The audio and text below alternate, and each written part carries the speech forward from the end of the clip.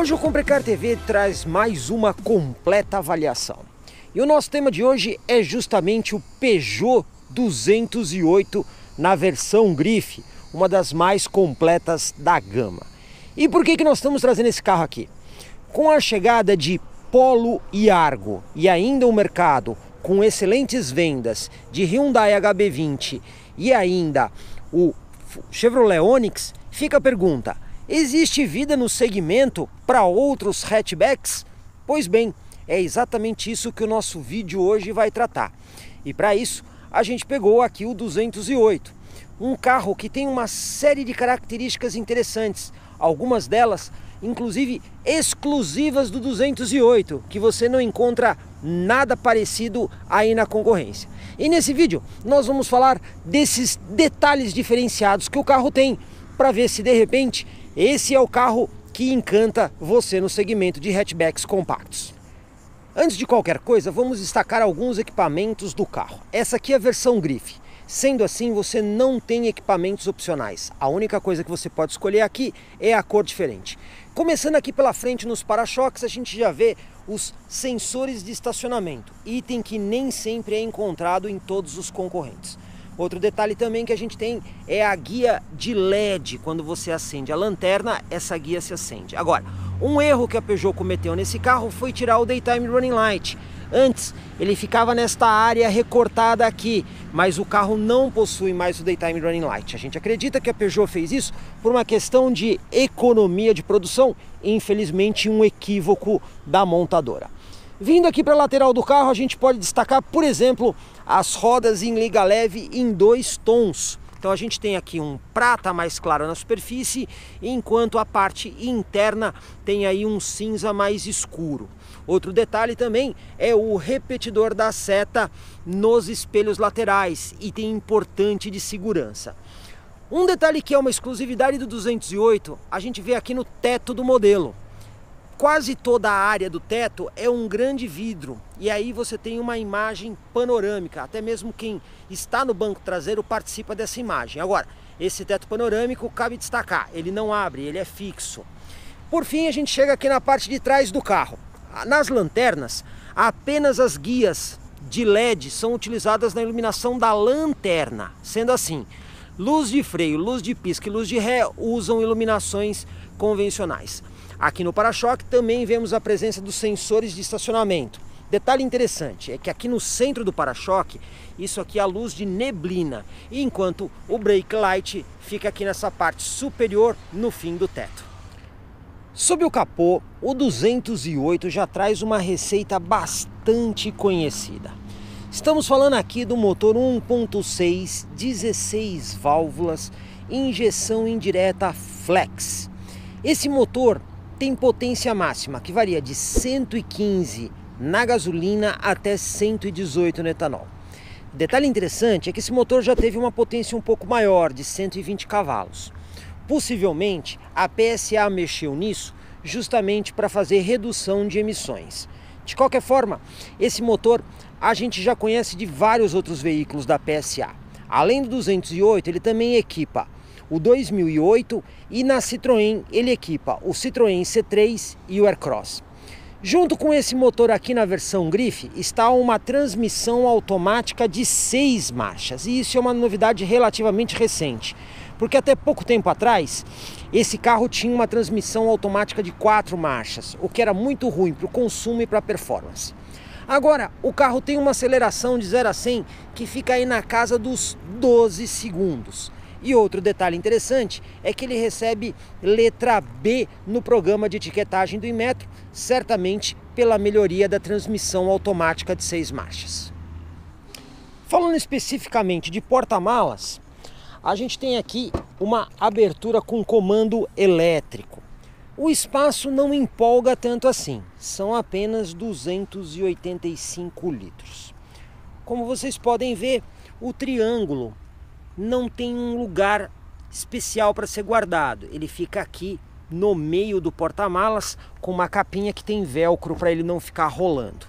O que a gente pode destacar que a gente gosta bastante é o step, que ainda que não seja de mesma medida do pneu de rodagem, porque o pneu de rodagem nesse carro é 16 polegadas, nós temos aqui um step 185/60/15, portanto perfeitamente utilizável. E como a gente pode ver, ele vem aqui com uma roda de ferro que é diferente também da roda de rodagem. Ainda assim, o que a gente pode destacar é que o 208 tem aí um porta-malas que está, digamos assim, dentro da proposta da categoria, ainda que não seja um dos maiores. Se o 208 não encanta muito no banco traseiro, a situação é diferente aqui na frente. Falar um pouquinho dos equipamentos. A gente tem vidros elétricos, porém o simples toque somente para o vidro do motorista. A gente também não tem bancos forrados em couro, nem como opcional, somente tecido. Mas a gente já destaca aqui, por exemplo, esse descansa-braço, o que é bastante interessante para o conforto. O volante, ele é um pouco menor, assim ele te dá uma sensação de maior controle, além do sistema iCockpit, onde o motorista vê os marcadores por cima do volante, diferente dos outros veículos. A gente também tem regulagem de altura e profundidade na coluna de direção. Outro detalhe é a central multimídia projetada e o sistema de ar-condicionado automático, digital e de dupla temperatura, item que não é muito encontrado nessa categoria de veículos. O 208 tem 2,54 na distância do entre-eixos, que é aquela distância que vai do centro da roda dianteira ao centro da roda traseira. Portanto, a gente não pode esperar muito espaço interno, principalmente no banco traseiro. Ainda assim, a gente observa que o banco traseiro traz como itens importantes de segurança encostos de cabeça individuais com ajuste de altura. Também podemos observar cintos de segurança de 3 pontos em todas as posições. O veículo também traz aqui a fixação Isofix e até mesmo o sistema Top Tether para fixação de cadeirinhas de criança. Agora, esse banco pode ser rebatido, porém de uma vez só. Ele não possui o rebatimento 1/3, 2/3. E quando a gente fala de espaço aqui atrás, realmente a gente percebe que é um pouco apertado. Os bancos dianteiros estão ajustados para pessoas de aproximadamente 1,80 m. Eu vou entrar aqui no carro e mostrar para vocês que realmente não sobra muito espaço. Vocês podem ver que os joelhos ficam praticamente no encosto. Além disso, as pernas não encostam completamente aqui no banco e você tem pouca movimentação de pés, como vocês podem observar. O detalhe interessante é o teto panorâmico, que mesmo quem vai aqui atrás consegue desfrutar dessa vista, o que é muito legal, uma vez que só o 208 oferece isso na categoria. Agora, que fique bastante claro que espaço no banco traseiro não é exatamente o ponto forte do 208, sendo assim um carro mais indicado para pessoas solteiras ou casais com filhos pequenos. Vamos falar da nova central do Peugeot 208. Para acionar a central, basta apertar aquele botão ali. Aí nós temos aqui os menus principais, que são bastante comuns a outras centrais. Um para música, um para navegação, configurações, telefone, aplicações e veículo. Se você não interagir com a central, ela vai voltar na última configuração selecionada. Por exemplo, aqui no caso de música. Nesse caso, você pode usar, por exemplo, pendrive, que é exatamente o que nós estamos utilizando aqui, através dessa entrada USB. Ou ainda, você se tiver um celular conectado por Bluetooth, você pode vir aqui em fontes e escolher a conexão do Bluetooth áudio ou ainda a parte de rádio. Você ainda tem também, por exemplo, a opção de configurações. Várias coisas podem ser configuradas, até mesmo o tema da central, trocando, por exemplo, as cores de fundo. Como vocês podem ver aqui, é bastante simples fazer a mudança. Você pode escolher aí entre três temas disponíveis. Essa central tem ainda algumas aplicações interessantes, como por exemplo aqui, em veículo. Você pode, por exemplo, acessar ainda configurações do farol ou até mesmo parte de conforto do veículo. São bem interessantes. Aqui em aplicações é onde você tem justamente o espelhamento do CarPlay e do Android Auto. Ou ainda, você pode acessar funções do computador de bordo aqui, tanto para o trajeto 1, trajeto 2 e até mesmo o consumo instantâneo como a autonomia do veículo. Agora, o porém dessa central é que o sistema de navegação não é mais embarcado. Para isso, você tem que obrigatoriamente usar um celular com Android Auto e aí sim você vai ter navegação tanto pelo Google Maps ou Waze. Sabemos que ainda os celulares da Apple não possuem navegação no Brasil. Sendo assim, essa é a única situação onde você consegue usar navegação na central do 208. Agora a gente está aqui a bordo do 208 e obviamente nós vamos fazer o teste do carro dirigindo. Primeira coisa que eu vou fazer aqui é dar a partida no carro. O sistema de chave não é presencial, então a gente precisa usar o sistema de partida convencional do carro. Primeira coisa que eu já vou destacar aqui no 208 é o fato dele ter um painel totalmente diferente dos outros carros. Isso porque o volante desse carro ele é menor do que a maioria dos automóveis. Ele chega a ser 20% menor em diâmetro. Assim, você tem uma visão do painel por sobre o volante. Geralmente nos automóveis você enxerga entre a parte de baixo aqui do arco do volante e a parte superior aqui do pomo central.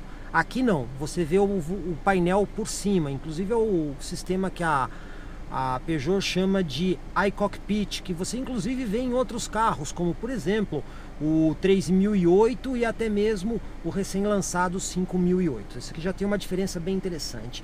Outra coisa que eu também vou destacar é o ar-condicionado desse carro, porque ele é digital e automático de dupla temperatura, então você consegue ter uma temperatura para motorista diferente da temperatura do passageiro. Outro detalhe interessante que pouca gente percebe é que ainda que o ar-condicionado seja automático e digital, ele tem mais uma brincadeira aqui a mais, que é 3 modos de insuflação de ar. Então a gente tem aqui um modo que é o Soft Alto, para uma ventilação mais fraca. Quando a gente aperta a tecla alto, ele fica somente o alto, que aí ele tem um pouquinho mais de velocidade no ar. E quando você aperta a terceira vez, ele tem Auto Fast.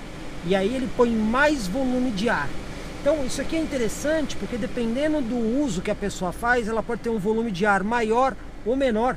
E esse recurso é um recurso que você não encontra em carros concorrentes deste modelo. Então isso aqui é uma exclusividade do 208. Bom, vamos dirigir o carro agora. Lembrando do câmbio automático de 6 marchas aí, que é uma novidade relativamente recente. Inclusive esse câmbio ele não está só no 208, ele está também no primo irmão 2008, que é a versão, digamos assim, cross deste carro, né? Não vamos chamar de SUV, porque não é um SUV, mas é um crossover. Outro detalhe interessante do 208 é a leveza do carro. Isso porque, como ele trabalha com uma direção com assistência elétrica variável, essa direção é bastante leve em baixa velocidade. Aliás, não poderia ser diferente disso, porque como a direção ela é menor do que a dos outros carros, se você não tiver uma assistência muito leve, ficaria difícil você dirigir o carro, mas não é o que acontece. Então, como o sistema funciona muito bem de assistência, a dirigibilidade dele é bastante agradável. Também temos que destacar que o 208, pelo fato dele ser fabricado no Brasil, inclusive na planta de Porto Real, a mesma planta que também fabrica o Citroën C3, o Peugeot 2008 e o Citroën Aircross, esses carros já estão mais adaptados para o Brasil, ou seja, eles já têm uma suspensão que já foi bastante estudada. Assim, ela não é muito baixa e ela consegue ser resistente para a maioria das situações que nós encontramos no Brasil, como lombadas, valetas, buracos. E nesse sentido, o 208 se sai muito bem. E para finalizar essa parte aqui, eu também vou falar aqui da ergonomia ao volante. Isso porque o 208 também é bastante confortável nesse quesito. Você tem uma posição de dirigir bastante agradável aqui. Inclusive eu estou usando o banco com a regulagem mais baixa possível. A minha preferência pessoal é essa. E mesmo assim, eu tenho uma visão bastante projetada. Então assim, o público feminino que gosta de ter uma sensação mais projetada, ficar numa posição mais alta para enxergar melhor a pista e os arredores, certamente vai encontrar isso no Peugeot 208. Então a posição ao volante dele eu diria que é uma das melhores da categoria, e isso incluindo recentes lançamentos, como por exemplo Volkswagen Polo e Fiat Argo. Nesse quesito, realmente a Peugeot fez um trabalho muito bem feito de ergonomia ao volante do modelo. Agora a gente já está aqui na estrada e o que eu vou fazer primeiramente é reinicializar aqui o computador de bordo do carro. E a gente faz isso usando este botãozinho aqui que fica na haste do limpador de para-brisa do lado direito. Então, com o computador de bordo totalmente inicializado, nós vamos fazer uma medição de consumo. Lembrando que a gente está usando etanol aqui no tanque. E, obviamente, eu estou com o ar-condicionado ligado e vamos respeitar o limite da velocidade aqui na estrada, que é inclusive de 110 km por hora. Detalhe interessante que esse carro, além do controle de cruzeiro, ele possui o limitador de velocidade. E esse é um item interessante porque muitos automóveis possuem apenas o controle de cruzeiro. E o controle de cruzeiro, o que ele faz? Ele mantém o carro na velocidade que você quer na estrada. Mas toda vez que você pisa no freio, ele desarma o sistema. Por outro lado, o limitador de velocidade, ele faz com que o carro fique somente acelere somente até a velocidade que você estabelece. E isso é muito interessante, porque em vias controladas, você não tem o perigo de passar da velocidade, uma vez que o carro vai acelerar somente até esta velocidade e a partir de então ele não acelera mais. Como vocês podem ver, eu programei ali 110 km por hora, que é a velocidade da rodovia. Nós vamos fazer um trecho aqui de cerca de uns 10 km para justamente ver a questão do consumo do carro real. Uma vez que, depois que a Peugeot mudou o câmbio automático de 4 marchas para 6 marchas, certamente o carro ficou muito melhor em performance, tanto na aceleração quanto na velocidade final e também no quesito economia de combustível. Afinal de contas, hoje economia de combustível é um dos itens determinantes para quem compra carro dessa categoria de hatchback compacto. Um detalhe interessante é que parece que a Peugeot procurou fazer um acerto um pouquinho mais esportivo no 208. E por que a gente diz isso? Agora nós estamos na velocidade de 110 km por hora e estamos em sexta marcha. Veja, normalmente a gente faz essa medição a 120, estamos fazendo a 110. E a 110 km por hora a gente tem um giro do motor ali na casa de 2.600, 2.700 giros. Normalmente, quando a gente está num carro de 6 marchas, a gente tem giros mais baixos, na casa de 2.200, 2.300. Se a gente reduzir aqui uma marcha, eu vou colocar aqui em quinta marcha, aos mesmos 110 km por hora, nós temos 3.500 giros. Então, como vocês podem ver aqui, o câmbio ele é relativamente mais curto quando comparado a outros veículos de 6 marchas. E aí, no caso, a gente pode até dar o exemplo do Hyundai HB20, que tinha um limite de rotação mais baixo, ou até mesmo o Volkswagen Polo, que a rotação também era mais baixa. Aqui provavelmente a Peugeot se preocupou em dar um pouquinho mais de esportividade ao modelo. Vamos ver se isso não vai interferir muito na questão do consumo do carro. Bom, depois da gente rodar aqui um pouco mais que 20 km, para ser preciso 25 km, vamos consultar aqui o computador de bordo para ver os números que nós temos. A média instantânea do carro sempre fica ali na casa de 10, 11 km por litro. Já a média acumulada está dando em 9,6 km por litro. O que faz todo sentido, porque segundo o Inmetro, esse carro na estrada com etanol faz 9,3 km por litro. Então, vocês podem ver que a nossa média ficou bastante próxima do Inmetro, um pouquinho acima. Já com gasolina, o Inmetro fala em 13,2. Números que não são excelentes, mas são números bons, considerando a categoria de hatchback compacto e considerando, obviamente, o tamanho do motor, que é 1.6, 16 válvulas.